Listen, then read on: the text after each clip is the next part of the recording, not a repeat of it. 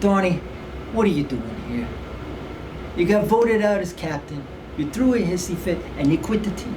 And that was 2 seasons ago. Why am I still dealing with you? No, Donnie, the vote was not rigged. I counted the ballots umpteen times, I verified each one, and you lost. I still got them right here. Joey, not Donnie, Joey, Bernard, Joey, not Donnie, for the love of God, not Donnie. All verified. In fact, the one phony ballot was obviously submitted by you. And yet, Donnie, you keep telling people you got gypped. Do you know what that does to this team? And to make matters worse, you sent your goon buddies to vandalize my house. What kind of person does that, Donnie? Let alone one that wants to be captain of this team. And another thing, Donnie, I want my playbook back. I've been asking for it for 2 seasons. No, Donnie. No, Donnie, you didn't send the full playbook. What you sent was the front and back cover, the first few pages, and the rest of it was a Swampscott Peabody phone book. You're like that guy who hit up Marsha Brady just so he could steal Greg's playbook. Christ, Donnie. You want to be this big star, but you're a grifter who rips off the Brady Bunch. Hit the road, Donnie. You know, you pull these stunts, and you skate, but more and more people getting tired of your act. Hit the road, Donnie. It is time to vote. The Record Journal Athletes of the Week.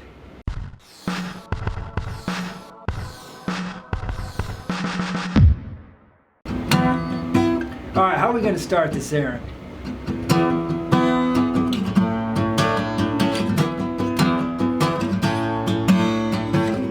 Good morning, good afternoon, good evening, whenever you may happen to be tuning in. I am Brian Carpenter, sports editor of the Mariner Record Journal, and welcome back to the Record Journal Athlete of the Week show. Aaron, here we are, man, back from summer, all tanned and rested. Well, maybe not rested. We might have burned the rested stuff already. We might have burned maybe 20% of our viewership with our first cold opening. I don't know. I think the number might be a little bit lower, trending downward. All in good fun as always here at the Record Journal Athlete of the Week show. And so good to be back here at the Dexter Lake Club. We've got a fresh slate of candidates, a whole new season, a whole new year ahead of us, Aaron, and it's so good. It's like a breath of fresh air, man. Things seem to be back to normal, and our teams are out of the gate doing well. And, you know, we really decided, in the past, we've kind of waited a week to kind of gather a nice pool of information to start the Athlete of the Week contest, and we decided, you know what, man, we got good stuff right away. We aren't waiting. We're getting right after it. We got 6. We're ready to go. And remember, you're watching this. It's Wednesday evening, right, Aaron? Correct me if I'm wrong. It's Wednesday night. And you have between now and Sunday, you know the whole deal. We've been doing this for years. Now to Sunday at midnight to vote for the following candidates at myrecordjournal.com/athletes. And I don't know, Aaron, what do we got, man? We had Football Friday right out of the gate. We have soccer. We got everything. We've had pretty much everything. And hopefully we have a good little cast of characters to start our show. Let's get rolling right away, man. Let's get rolling. I think we're going to go out, Aaron, to the sport that actually started off. And that is boys golf. Now, as you probably know, the CAC now has 2 golf seasons, the traditional spring one and the fall one. And Southington is our one area team that plays in the fall, and they're off to a pretty good start. They're at 3-2.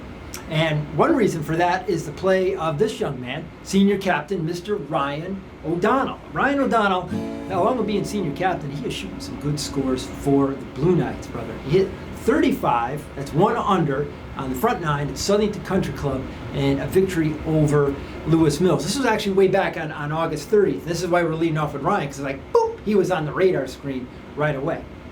And then, at Blue Fox, I'm going to say that again. It wasn't Blue Fox, it was Blue Fox Run in Avon. Shot 35 again to lead the Blue Knights over the Avon Falcons. 235s for Ryan, man. He is not getting tangled up in blue. He is Record Journal Athlete of the Week nominee number 1 for the 2022-23 school year. All right, we're moving on to the gridiron. We had Maloney, defending state Class L champ. They were in action. Everybody was. Platt was up at Berlin, Southington, Newington, Lyman Hall, Wilcox Tech. Sheehan was at home. And Cheshire, of course, too, was also at home. They won their opener. And our first nominee from football is, well, I'll tell you what, little backstory here. A couple years back, I was up at Hunter Golf Course. I should have seen directly from the golf story of Ryan O'Donnell, but this was at Hunter Golf Course a couple years back, and I ran into an old friend, Adamus Pito Gonzalez, who of course played football at Platt about 20 years ago. He's really, really good. He went on to play at Western. And he said, hey, Bri, you got to be watching for my nephew, Jojo Gonzalez. He's really, really good, and he's coming up, and keep an eye on him. I'm saying, no, Pito was a good player, so he probably knows what he's talking about, and he sure was, because his nephew, Mr. Jojo Gonzalez, is a player for the Maloney Spartans. You remember him from last year. Started both sides of the ball, one of the few underclassmen to start on that state championship team. He's a receiver and defensive back, and also returned kicks. Right back out there on Saturday night in season opener against East Hartford, 48-13 victory. Jojo with an interception and a 72-yard punt return. Jojo, he is right back. He is back, and he is boys nominee number 2 here in week 1. Third nominee, also a football player, and it's good to see this kid back because he missed virtually all of last year. He started season, and he got hurt about 4 weeks in, and that was it. He was done for the year, and boy, did his team miss him, as opening night this year certainly proved. He is from Lyman Hall. Senior wide receiver,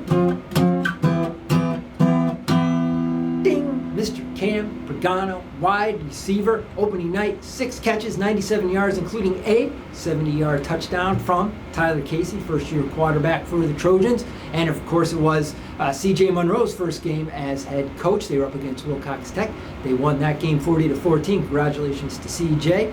And, of course, congratulations to Cam Pagano, boys nominee number 3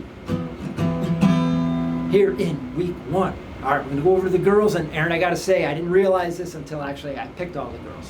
But all the girls are soccer players. I got to say, apologies right at the start here to the volleyball girls and the swimmers and the field hockey girls and the cross-country runners.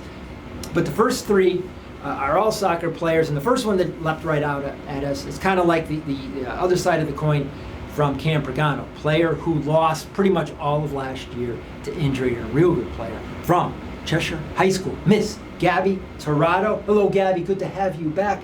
Gabby, all New England as a sophomore back in 2020. And I might be getting confused in years there because the whole COVID thing, Aaron, has just blown years out of the water here. But 2 years ago as a sophomore, Gabby was all New England. Comes back last year as a junior. Cheshire gets off to a great start, and then Gabby suffers a lower leg fracture, and obviously she's done for the year.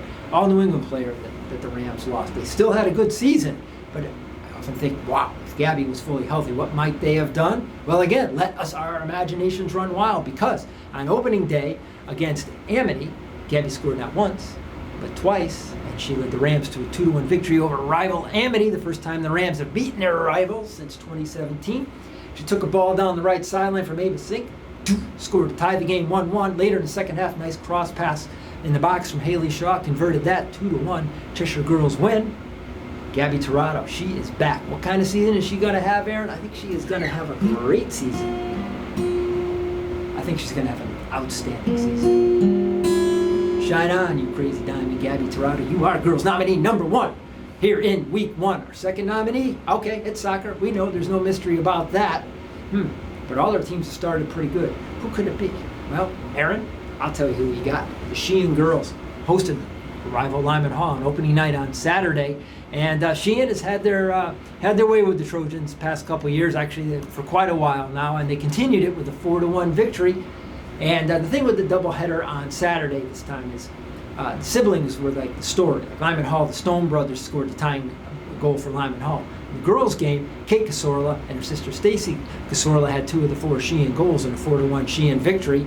We are going with Miss Kate Sorla as girls nominee number 2. She is an all-SEC returning player, midfielder. She led the team in scoring last year with 12 goals. Well, you could say 1 goal and 1 assist so far this season. That is what Kate got on opening night. Kate, good to have you aboard. You are girls nominee number 2 in week 1. Third and final nominee. Here's a team we're going to watch because I know they're going to do good things in the CTC, and that is Coach Chuck Ubaldi's Wilcox Tech girls. They are 2-0. They blanked Platt Tech 3-zip in their opener, and then they went down to Groton on Monday and just stomped all over Grasso Tech 7-2. A lot of good performances. Catherine Richavela had a hat trick yesterday. Chloe Anger had a couple goals. Eliana Lopez, a goal and 4 assists. They're getting goals and production from everywhere, but back in net, they've got a good one, and a returning goalkeeper right here is Joyce Vaquetto. She's still only a junior. She started last year, and when you got a good goalie, you can do big things in soccer. And 5-save shutout against Platte Tech, and she had 8 saves on Monday against Grosso Tech. Joyce and the girls off to a 2-0 start in the 2022 season. Hey, Aaron, on that note, I know I seem very distracted, and my thoughts are running and bouncing all over the walls here. We got the air conditioning going. There's a lot of sensory overload going on. But that is the fall season, is it not? So many things going on.